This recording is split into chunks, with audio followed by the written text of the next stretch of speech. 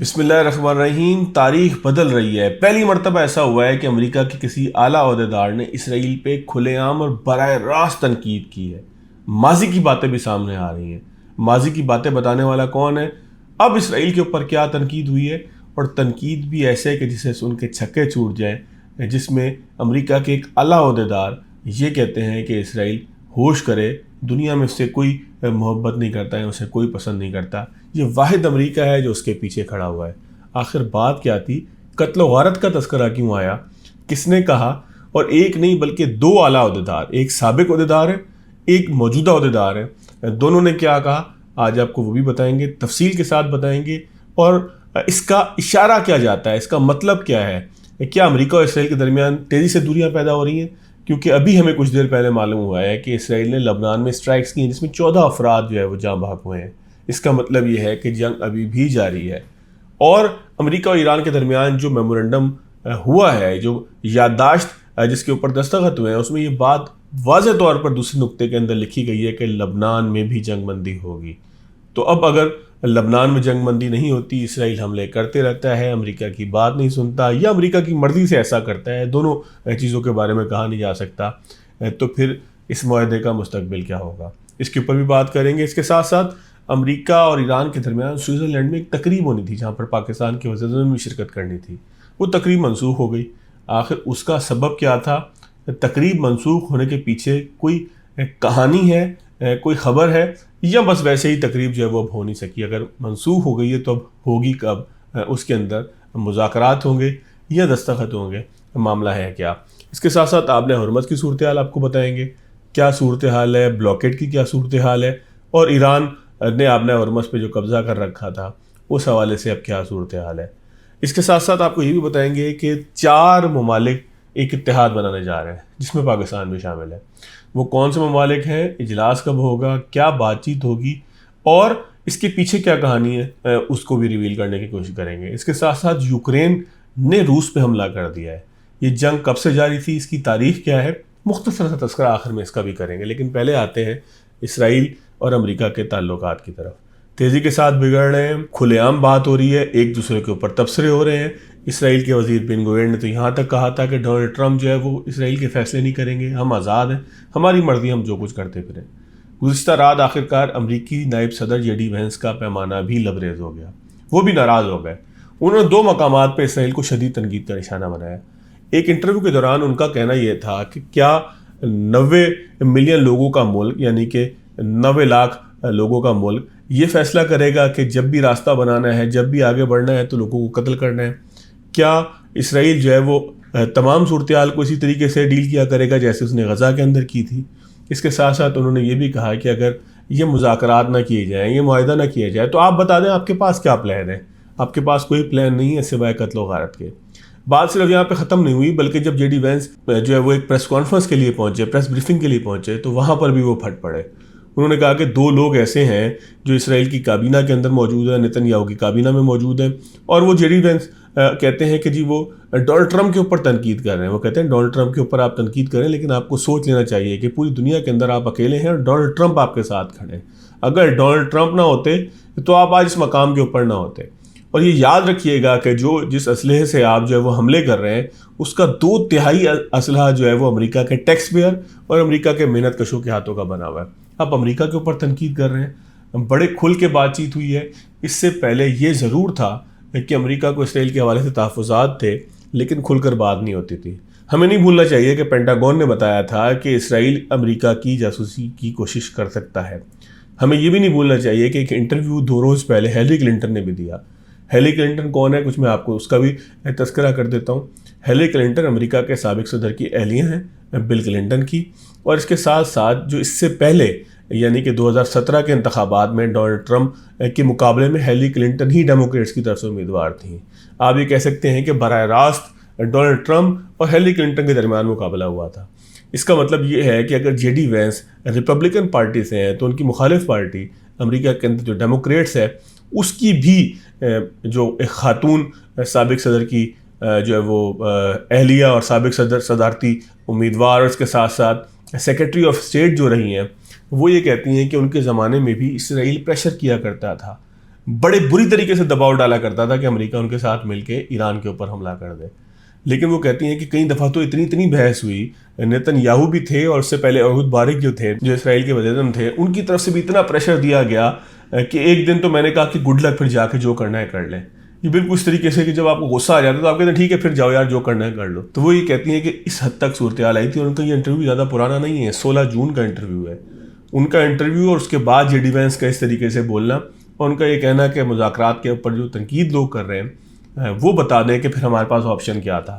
ان تمام چیزوں کو جو ہے وہ آئسولیشن میں یا بالکل معمولی نہیں سمجھنا ہوگا, کیونکہ یہ ایک بہت اہم معاملہ ہے کہ جہاں پر امریکہ نے کھل کر اسرائیل کی مذمت کرنا شروع کر دی ہے یا اسرائیل کے حوالے سے بات کرنا شروع کر دی ہے. ابتدائی اسٹیج یہی ہوتی ہے کہ جب آپ کے درمیان اختلافات ہوتے ہیں. اور پھر ہم نے آج دیکھا ہے کہ لبنان کے اوپر اسرائیل حملے سے باز نہیں آیا. اب امریکہ کا کیا موقع ہوگا, کیونکہ امریکہ بری طریقے سے اس ڈیل کو چاہتا تھا کہ کسی طریقے سے یہ جنگ بندی ہو جائے, ڈیل ہو جائے, اور جس جنگ میں ان کو اسرائیل کھینچ کے لے کے آ گیا ہے اس کو وہ کسی عزت دار طریقے سے ختم کر سکے. کیونکہ امریکہ خطے کے اندر جو ہے وہ بہت سارے ملکوں کا سیکیورٹی پرووائڈر ہے.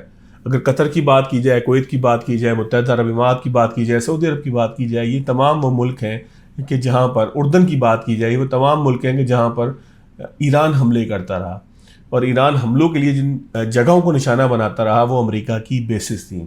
یہ وہ بیسز تھیں, چاہے العدید بیس کی بات کی جائے یا کسی بھی بیس کی بات کی جائے, یہ وہ بیسز ہیں کہ جہاں پر امریکہ اس لیے موجود ہے تاکہ وہ خطے کے اندر ان ممالک کو پیش آنے والے کسی خطرے کے حوالے سے انہیں بچا سکے. تو جب امریکہ ان کو بچا نہیں پایا تو امریکہ نے یہ ضرور سوچا کہ اس کا مطلب یہ ہے کہ میں اپنے آمدن کا ایک بڑا حصہ کھو دوں گا, میری فورسز جہاں پر موجود ہیں انہیں نکال دیا جائے گا اگر میں خطے کے اندر جنگ کو مستقل چلاتا ہوں. تو اس ساری صورتحال کے بعد امریکہ اور اسرائیل کے درمیان تعلقات اس وقت تاریخ کی بدترین سطح کے اوپر ہیں. دونوں جانب سے جو ہے وہ میڈیا پروپیگنڈے کا سہارا لیا جا رہا ہے, اور جب ہم دونوں جانب کہتے ہیں تو امریکہ کی طرف سے تو یہ بات کی گئی وہاں تک یہ ہے, لیکن اسرائیل کی طرف سے باقاعدہ پروپیگنڈے کا سہارا لیا جا رہا ہے اور امریکہ اور ڈونلڈ ٹرمپ کو نشانہ بنایا جا رہا ہے. اس کے ساتھ ساتھ اگر بات کریں اس تقریب کی کہ جو سوئٹزرلینڈ کے اندر ہونی تھی منسوخ ہو گئی, وہ تقریب کیوں نہیں ہو سکی, اس حوالے سے بڑے سوالات ہیں. ایک تقریب تھی جس میں پاکستان, ایران اور امریکہ تینوں نے جمع ہونا تھا اور اس کے بعد معاہدے کے اوپر دستخط ہونے تھے, لیکن چونکہ دستخط پہلے ہی electronically Donald Trump, Masoud Pezeshkian اور شہباز شریف کے درمیان ہو چکے تھے, اس لیے اس تقریب کا مطلب سمجھ میں نہیں آ رہا تھا. لیکن ایک بہت اہم خبر بھی ہمارے پاس ہے کہ اس تقریب کو منسوخ ہونے کی ایک وجہ یہ بھی تھی کہ ایران یہ نہیں چاہتا تھا کہ کوئی ایسے آپٹکس بنے کہ جس کے اندر یہ دیکھا جائے کہ وہ کسی دشمن کے ساتھ جس نے اس کے اوپر حملہ کیا, 70-80% اس کا انفراسٹرکچر تباہ کر دیا, اس کے ساتھ کھڑے ہو کے وہ تصویر بنا رہے ہیں, مسکرا کر کسی ایگریمنٹ کے اوپر سائن کر رہے ہیں. تو ڈونلڈ ٹرمپ نے جس وقت دستخط کیے تو وہ G7 سمٹ کے اندر موجود تھے اور ان کے برابر میں فرانس کے صدر موجود تھے, اور ٹیبل کی دوسری جانب بھی بہت سارے لوگ تھے کیونکہ فرانس کے صدر نے وہاں پر ایک عشائیہ دیا تھا, ایک رات کا کھانا دیا تھا. اس دوران ڈونلڈ ٹرمپ نے دستخط کیے, پیچھے مارکو روبیو کھڑے ہوئے تھے, وہ کاغذات لے کر آئے تھے, انہوں نے دستخط کیے, اور دستخط کرتے ہوئے ان کو جو ہے وہ فرانس کے صدر بار بار انگوٹھے کے نشان سے کہہ رہے ہیں تھمز اپ, براوو یو, یعنی کہ بڑا زبردست آپ یہ کام کر رہے ہیں, اور ان کو بڑا بیک اپ کر رہے ہیں, اور ڈونلڈ ٹرمپ ان چیزوں کو پسند بھی کرتے ہیں. لیکن ہم نے دیکھا شہباز شریف نے جب دستخط کیے تو انہوں نے بھی مسکرا کر جو ہے وہ ڈاکومنٹ دکھایا. اگر آپ مسعود پزشکیان کو دیکھیں گے جو ایران کے صدر ہیں تو ان کے چہرے کے اوپر ایک اداسی ہے اور ایک پریشانی ہے. ظاہر ہے کہ وہ اس ملک کی نمائندگی کرتے ہیں کہ جس کے اوپر حملے ہوئے, جس کے بہت سے لوگ جو ہے وہ ان حملوں کے اندر مارے گئے, ان کا انفراسٹرکچر تباہ ہوا, تو ان کے چہرے کے اوپر ایک اداسی ہے. پھر اگر اس اداسی کی ایک وجہ اور بھی دیکھیں تو ہم دیکھتے ہیں کہ مجتبیٰ خامنئی جو ایران کے سپریم لیڈر ہیں, ان کا بھی بیان آیا. انہوں نے ظاہر ہے کہ اپنا پورا خاندان اپنے والد سمیت اس جنگ کے اندر کھو دیا تھا. ان کا بھی بیان آیا کہ میں بہت ساری چیزوں سے بے شک متفق نہیں تھا, لیکن میں نے ایران کی لیڈرشپ کے کہنے کے اوپر, جس میں انہوں نے مسعود پزشکیان کا بھی تذکرہ کیا اور بھی لوگوں کی طرف انہوں نے اشارہ کیا, کہ میں نے ان کے کہنے کے اوپر ایک معاہدے کی توثیق کر دی ہے. اس کا مطلب یہ ہے کہ وہ یہ کہتے ہیں کہ اس میں پاسداران انقلاب کی توثیق بھی شامل ہے, ایران کی سویلین گورنمنٹ کی توثیق بھی شامل ہے, اور یہ ایران کا متفقہ معاہدہ ہے. لیکن ساتھ انہوں نے یہ بھی بتا دیا کہ وہ اس معاہدے سے خوش نہیں تھے, لیکن مسعود پزشکیان نے ان کو یقین دلایا کہ اس میں ایرانی عوام کے حقوق کا تحفظ کیا جائے گا, اور ہم کوئی ایسی بات نہیں مانیں گے کہ جسے بہت زیادہ قرار دیا جائے یا بہت ایکسٹریم قرار دیا جائے. یہ ساری صورتحال تھی. اس بیک گراؤنڈ کے ساتھ ایران نہیں چاہتا تھا کہ ایک تصویر کھینچے جس میں جو ہے وہ انگوٹھے کے نشان بنائے جائیں, وکٹری کا سائن بنایا جائے یا چہروں کے اوپر مسکراہٹ ہو اور پھر ان کے لوگ سوچیں کہ ہم مر بھی گئے اس جنگ کے اندر، ہماری جانیں بھی چلی گئیں، ہمارے املاک کو بھی نقصان پہنچا، اور اس کے بعد مسکرا کے ہم معاہدے کے اوپر دستخط کر رہے ہیں۔ تو ایران نہیں چاہتا تھا کہ کوئی ایسا آپٹکس جو ہے وہ دنیا کے سامنے جائے یا ان کے اپنے عوام کے سامنے جائے جہاں پر پہلے ہی ایک طبقہ ایسا ہے جو اس بات پہ احتجاج کر رہا ہے کہ ایران نے معاہدہ کیوں کیا۔ بہرحال ایران، امریکہ اور پاکستان اب اس تقریب میں شریک نہیں ہوں گے کہ جو آج ہونی تھی، جس میں وزیر اعظم پاکستان نے جانا تھا۔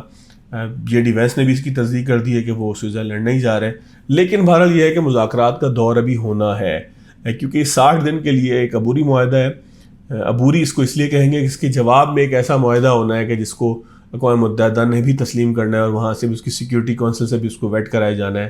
یہ اس کی ایم او یوز ہے کہ ان تمام چیزوں کے اوپر بات ہوگی۔ تو اب اس گفتگو کا پہلا دور ہونا ہے۔ ظاہر اسلام آباد میں اس طریقے سے شاید نہ ہو پائے، سیکیورٹی ریزنز بھی ہیں، راستے کا بھی مسئلہ ہے، بہت لمبا سفر کرنا پڑتا ہے۔ تو سوئٹزرلینڈ کے اندر جب بھی دور اب ہوگا تو وہ مذاکرات کا دور ہوگا، معاہدے کی کاپیاں اس طریقے سے لہرائی نہیں جائیں گی۔ آپ نے ہرمز کی صورتحال کے اوپر اگر بات کریں تو آپ نے ہرمز کے اندر اس وقت جب میں آپ سے بات کر رہا ہوں یا آپ ویڈیو دیکھ رہے ہیں اور اگلے 10-12 گھنٹے تک لگتا ہے یہی ہے کہ یہ چیز اسی طریقے سے رہے گی۔ آپ نے ہرمز کھلی ہوئی ہے، جہاز ایزیلی نیویگیٹ کر رہے ہیں، جو ڈیٹا ہے سارا وہاں سے گزرنے کا آن لائن بھی اویلیبل ہوتا ہے، آپ بھی جا کے چیک کر سکتے ہیں۔ اس میں جو ہے وہ جہاز بڑی تیزی کے ساتھ نیویگیٹ کرتے ہوئے نظر آ رہے ہیں۔ آپ نے ہرمز کھلی ہوئی ہے، یو ایس نے بلاکیٹ ختم کر دیا ہے اور اپنے جہازوں کو کچھ دور لے جا کے کھڑا کر دیا ہے، گو کہ انہوں نے خطے کو بھی خالی نہیں کیا۔ وہ یہ کہتے ہیں کہ جب تک حتمی معاہدہ نہیں ہوتا اس وقت تک خطے کے اندر موجود رہیں گے، جہاز یہاں سے موو نہیں کریں گے۔ ظاہر اتنا آسان نہیں ہے اس پورے بحری بیڑے کو لے کر جانا اور اگر ضرورت پڑے تو واپس لانا۔ تو جہاز یہاں موجود ہیں لیکن انٹرنیشنل واٹرز کے اندر کسی جگہ پر جا کر جو ہے وہ کھڑے ہوئے ہیں، ایران سے کچھ دور ہو کر اب کھڑے ہوئے ہیں، بلاکیٹ نہیں ہے، نہ وہ کسی کو آنے جانے والے کو کچھ کہہ رہے ہیں۔ ایک بہت بڑی خبر ہے، مصر ہے، پاکستان ہے، سعودی عربیہ ہے اور ترکی ہے، یہ 4 ملکوں کے وزرائے خارجہ ایک دفعہ دوبارہ میٹنگ کریں گے۔ جب گزشتہ ان کی میٹنگ ہوئی تو اس وقت ہوئی، پاکستان میں ہوئی تھی، اسلام آباد میں ہوئی تھی، اور اس وقت ہوئی تھی کہ جب پاکستان نے جنگ بندی کرائی تھی اور پاکستان بہت تیزی کے ساتھ کسی معاہدے کی طرف جا رہا تھا۔ تو اب ایک مرتبہ دوبارہ ملاقات ہوگی اور یہ ملاقات جو ہے وہ اتوار کو ہوگی، جس میں چاروں وزرائے خارجہ بیٹھیں گے، اور یہ اس بات کا پیش خیمہ ہے جس کا بار بار تذکرہ ہوتا ہے کہ اسرائیل ہو یا اور کوئی ملک ہو، ان کے خلاف جو ہے وہ مسلم امت کے یہ 3-4 جو ستون ہیں یہ آپس میں مل کر ایک کوئی ایسا ایک جوڑ بنانا چاہتے ہیں کہ جس کے نتیجے میں ایک دوسرے کی سیکیورٹی کی ضامن یہ ہو سکے۔ تو یہ ایک بڑی اہم میٹنگ ہوگی، اتوار کو ہوگی، اور پھر اس کے بعد جو ہے وہ ایک پریس بریفنگ دی جائے گی جس میں یہ بتایا جائے گا کہ کیا کچھ ہوتا رہا، کن چیزوں کے اوپر بات چیت ہوئی، اور اس کے اندر جو ہے وہ قطر بھی شامل ہونا چاہتے ہیں اور بھی کچھ ملک شامل ہونا چاہتے ہیں۔ تو یہ بہرحال میٹنگ جو ہے وہ ہوا چاہتی ہے۔ مزید اگر آپ کو ایک بات بتائیں تو 2022 سے ایک جنگ جاری ہے دنیا کے اندر جس کو نہ کوئی رکوا پا رہا ہے نہ کوئی ختم کروا پا رہا ہے، اور وہ جنگ ہے یوکرین اور رشیا کی۔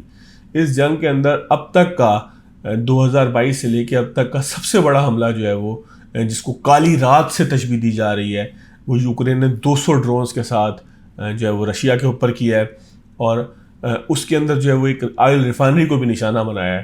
اور ہم نے جو ہے وہ جب رسپانس چیک کیا یوکرین کا تو یوکرین نے کہا کہ چونکہ ہمارے انفراسٹرکچر کو رشیا جو ہے وہ بار بار نشانہ بناتا رہا ہے، لہٰذا اس مرتبہ ہم نے بھی ان کے انفراسٹرکچر کو نشانہ بنایا ہے اور ان کی آئل ریفائنری کو ہٹ کیا ہے، اور یہ دوسری مرتبہ ہوا ہے۔ تو اب جو ہے وہ جنگ آپ سمجھیں کہ ایک انتہائی مرحلے کے اندر جا رہی ہے کہ جہاں پہ دونوں ممالک ایک دوسرے کے انفراسٹرکچر کو نشانہ بنا رہے ہیں، اور جنگوں کا طریقہ کار یہی ہوتا ہے کہ پہلے آپ ملٹری جو ہے وہ انفراسٹرکچر کو نشانہ بناتے ہیں، اور یہ انتہا ہوتی ہے کسی جنگ کی کہ جب آپ جو ہے وہ سویلین انفراسٹرکچر کو نشانہ بنانا شروع کر دیں، اور اس کے بعد کوئی بہت تلخ رات بھی آ سکتی ہے، جیسے کہ ماضی کے اندر دوسری جنگ عظیم کے اختتام کی صورت میں آئی کہ جب امریکہ نے جاپان کے اوپر ایٹمی حملہ کر دیا۔